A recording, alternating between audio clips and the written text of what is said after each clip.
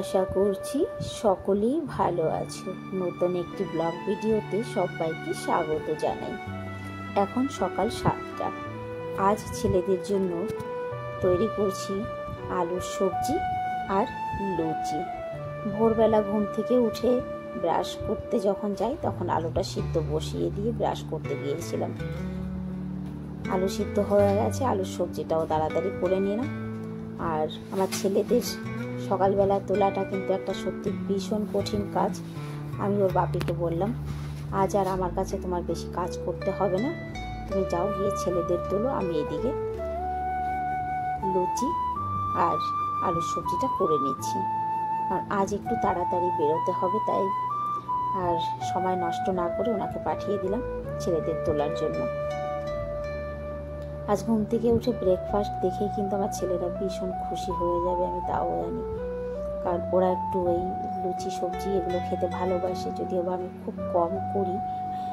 লুচি পরোটা এইসব জিনিসগুলো আমার ঘরে কিন্তু কম হয়, আমি কমই তৈরি করি। সকালবেলা কি হয়, 3জন মানুষ একসঙ্গে বেরোয়। এবার 3জনের জন্য 3 রকম তো করা সম্ভব হয়ে ওঠে না। তো কারণ কি, এই যে লুচি বা তেলে ভাজা জিনিস, পরোটা, এইসব ওর বাপিও খেতে চায় না, আর এগুলোকে আমিও অ্যাভয়েড করে চলি। এবার ছেলেদের জন্য আলাদা করলে ওর বাপির জন্য আবার আলাদা করতে হয়, এই একটা ঝামেলা হয়ে যায়। যাই হোক, ছেলেরা উঠেছে, ওদের জিজ্ঞাসা করলাম, বললো মা টিফিনেও দেবে লুচি সবজি আর আমরা খেয়েও যাব। যাই হোক, আমার ব্রেকফাস্ট তৈরি হয়ে গেছে, আগে ওদের টিফিনগুলো গুছিয়ে দিয়ে নিই। ছেলেরা দুগ্গা দুগ্গা করে বেরিয়ে পড়লে আমার কাজে জোর হয়, এটা সত্যি কথাই। আজ মঙ্গলবার, তেমন কিছু রান্না হবে না। এই যে দেখতে পাচ্ছ, কাকড়ি বলে, খেকসি বলে, অনেক খেকসিই বলে বোধ হয়। এই সবজিটার নামটা বলতে গিয়ে না বারবার আমার মিস্টেক হয়। যাই হোক, আজকে এই একটাই সবজি, মানে সবজি বলতে ভাজি করা হয়েছে। আর এদিকে আমি ব্রেকফাস্ট করব, তখন আমার পুচকুসোনা এসেছে।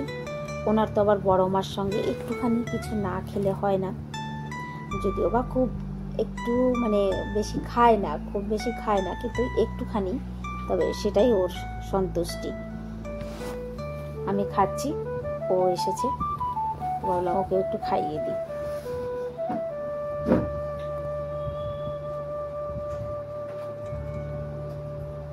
ব্রেকফাস্ট করলাম।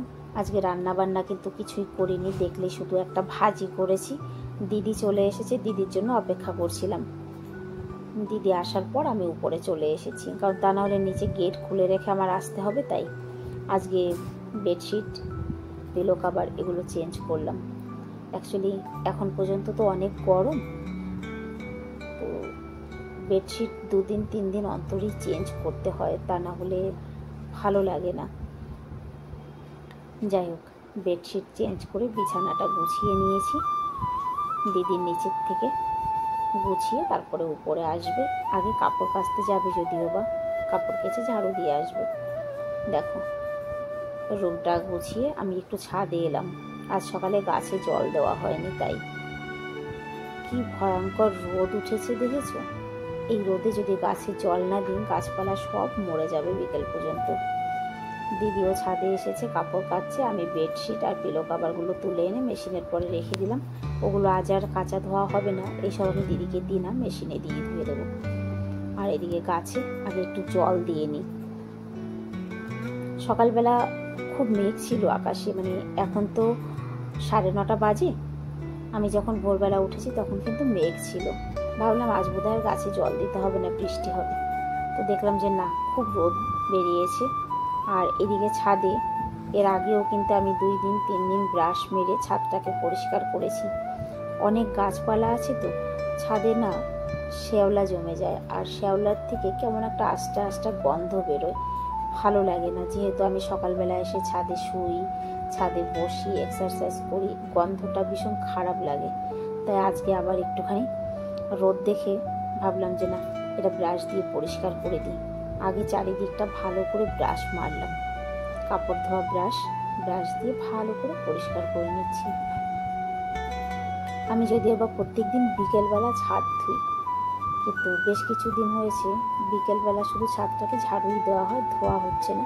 তো এবেলায় আমি ছাদটাকে ধুয়ে দিয়ে যাচ্ছি।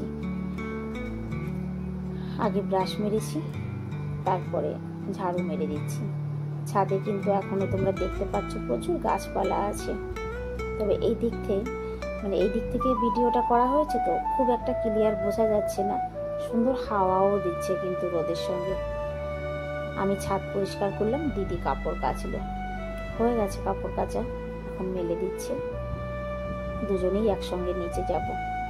আমার এখানকার কাজ কমপ্লিট হয়ে গেছে, স্নান নেই, এখন শুধু স্নান বাকি। যাই এখন নিচে গিয়ে স্নান করে নিই। স্নান সেরে চলে এসেছি জামা কাপড় প্রেস করতে।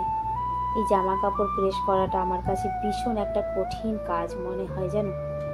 কয়েকটা দিন গুছিয়ে রেখে তারপরে একদিন প্রেস করি।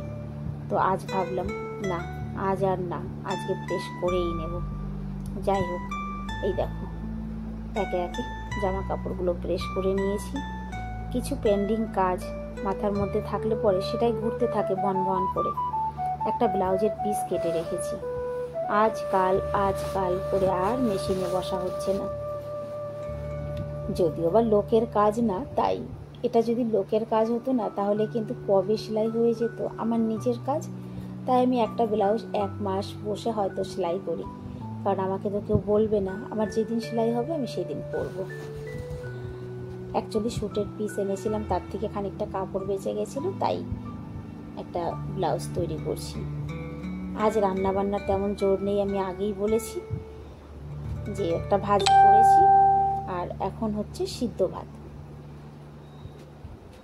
12টা বাজে, 12:30টার সময় আমি সিদ্ধ ভাত করলাম আর 2টোর সময় ভাত খেতে বসেছি। আর এই যে চলে এসেছে আমার টাকলু সোনা বড় মার সঙ্গে ভাত খেতে। ভাত বাটিতে নিয়ে এসে যা করছে আর কি বলবো, সারা ঘরে ভাত ছড়িয়েছে। খাবার দাবার খেয়ে টাকলুকে বাড়িতে দিয়ে এসেছি, একটু সময় আরাম করলাম। এখন সন্ধে 7টা বাজে। 7টার সময় আমি একটুখানি গ্রিন টি করে নিয়ে এসেছি। আজকাল বিকেলবেলা চা খাওয়াটা ছেড়ে দিয়েছি। আর বিকেলবেলা একটু হাঁটছিলাম বাইরে, তখন দেখি সবজিওয়ালা এসে, সবজিওয়ালা নয়, হ্যাঁ সবজিও ছিল যদিও বা, কিন্তু ভুট্টাটাই বেশি ছিল। জিজ্ঞাসা করলাম, দেশি ভুট্টা 20 টাকা করে 1 কিলো ভুট্টা কিনে নিয়ে এসেছি। তো ভাবলাম চা খেতে খেতে ভুট্টাটা এখন ছাড়িয়ে রাখি, কারণ এইসব কাজগুলো তো বাপিই করে।